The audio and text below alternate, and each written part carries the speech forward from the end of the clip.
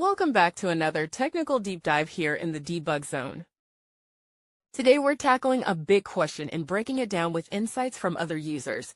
Hopefully this clears up some misconceptions and helps you get the answer you need. So buckle up, stay a little curious, and let's jump right in.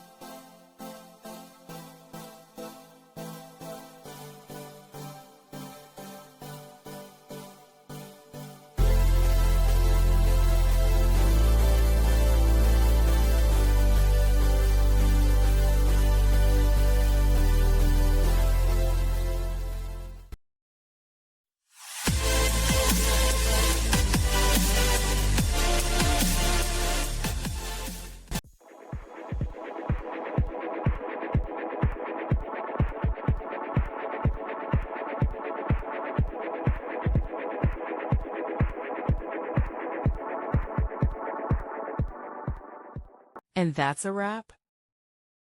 I hope you found the answer you were looking for. If you did, take a second to hit that subscribe button. It really helps out.